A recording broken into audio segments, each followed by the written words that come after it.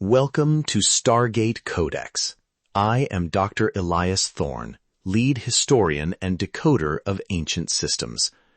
In each episode, we bypass standard chronological textbooks to dissect the preserved records, architectural mathematical constants, and structural anomalies left behind by history's most guarded initiatory networks, from the Egyptian priesthoods and Pythagorean brotherhood to the Knights Templar, the Rosicrucians, and the global web of clandestine political orders.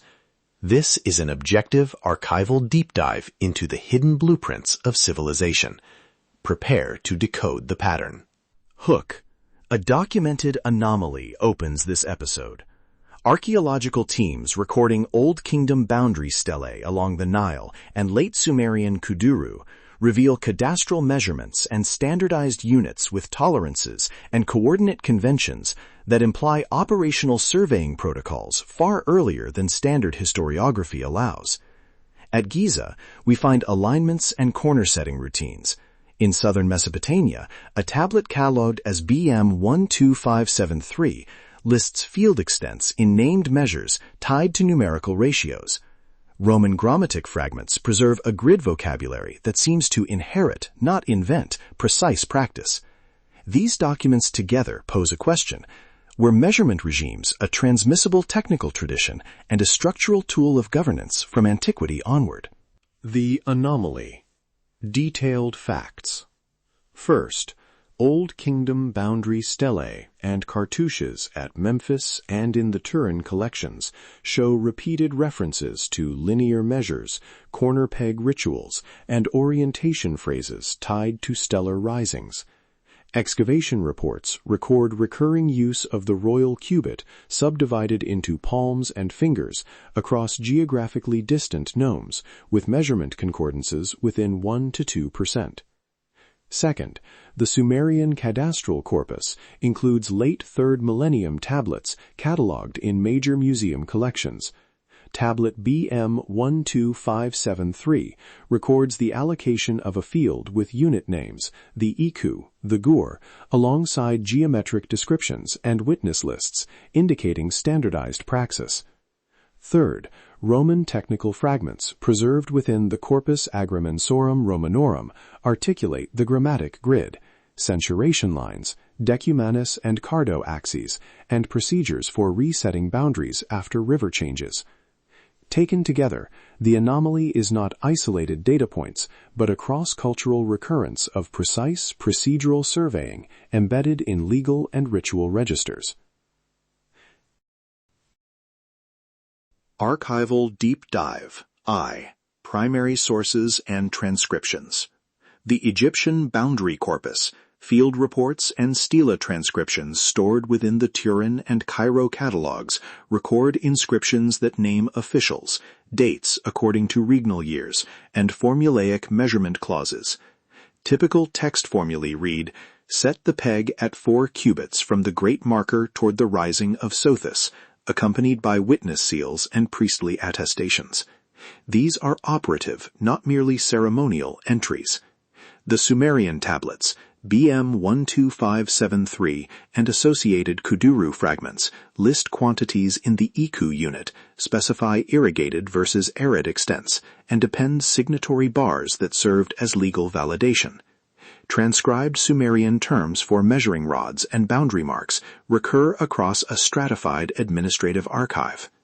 In Rome, the Corpus Agrimensorum preserves not only theoretical instructions, but procedural notations, how to re-establish a line when a river has shifted, how to use gnomon alignments for cardinal orientation, often attributed to agrimensores such as Frontinus and Hyginus.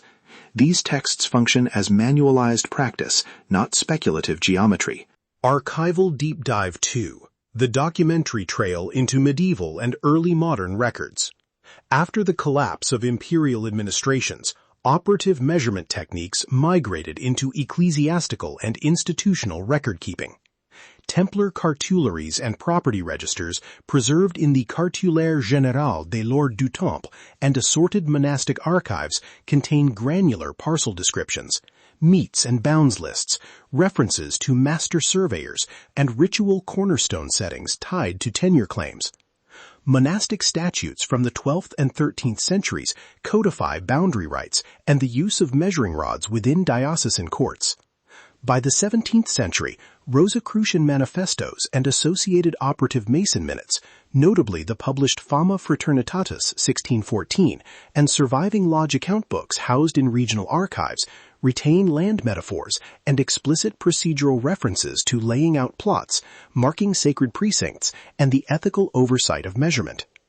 These documentary continuities create a traceable chain, practical surveying knowledge preserved within economic, legal, and initiatory record-keeping, rather than lost between eras. The systemic pattern connecting measurement to mechanisms of authority. Across Sumer, Egypt, Rome, medieval monastic orders, and clandestine lodges, measurement appears in three intersecting roles. First, as legal instrument. Registers and witness lists translate measured space into enforceable jurisdiction. Second, as ritual technology. Cornerstone ceremonies, orientation rites, and consecration language stabilized social recognition of borders. Third, as epistemic device. Standardized units, rod lengths, and grid vocabularies enabled reproducibility and training across generations. When understood through the geometry of power, these functions form a durable, transmissible package, a surveying praxis that encodes jurisdiction, legitimizes transfers of wealth tied to land, and ritualizes authority so that physical geometry becomes legal grammar. Recurrent terminology, master surveyor, peg setting, orientation by stellar risings surfaces in disparate archives because these are the operating nouns of a technology of governance. Case study. Tracing a single procedural line. Begin with Roman centuriation. Gromatic manuals specify a grid laid out from a central point, axes defined by cardinal bearings, and parcel sizes allocated for taxation and colonization. During the early medieval period, surviving Templar Cartularies show parcels described in language and metric habitances that echo centuriation practice, rectilinear plots, shared orientation formulas, and the ritual resetting of boundary stones following flood or dispute.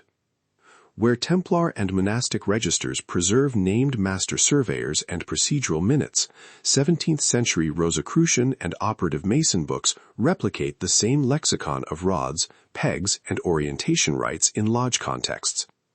The archival continuity appears in vocabulary, procedural sequence, and the ritual installation of cornerstones as both legal and symbolic acts. This traceable line, gromatic grid, to monastic parcel registers, to lodge minutes, demonstrates technique persistence and institutional transmission rather than isolated reinvention. Codex synthesis. Definitive conclusion using Skye Alden's frameworks. The collected evidence supports a central claim. Measurement regimes functioned as transmissible stargates of jurisdictional power. Core evidence. Consistent unit systems and tolerances across Old Kingdom and Sumerian registers. Procedural, not merely theoretical, instructions in the Corpus Agrimensorum. Preserved operative practice recorded within Templar Cartularies and monastic ordinances. And ritualized lodge minutes preserving orientation and cornerstone rights. Applying the geometry of power, these practices are both technical and symbolic. They encode legal status, preserve institutional memory, and create reproducible rituals that align terrestrial property with cosmological orientation. The consequence is structural.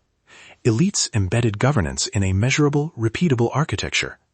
The archive never lies. The text remains. Call to action for full transcriptions, primary source shelf marks, and a bibliography anchored to Turin, the British Museum, the Corpus Agrimensorum Romanorum, the Cartulaires Générales de l'Or du Temple, and the 17th-century Rosicrucian manifestos, consult the episode notes and our research portal. If you maintain archival corrections or source contributions, submit them through the portal so our catalog remains rigorous and cumulative. We operate on verifiable records and welcome documented additions to the Codex. That concludes our historical tracking of this specific anomaly within the Codex. The records demonstrate that behind the curtain of standard history lies a repeating, systemic mechanism of knowledge transmission and governance preserved across generations. We have laid out the timeline, parsed the primary source texts, and exposed the architectural blueprint. The archive remains open for those who know how to read it.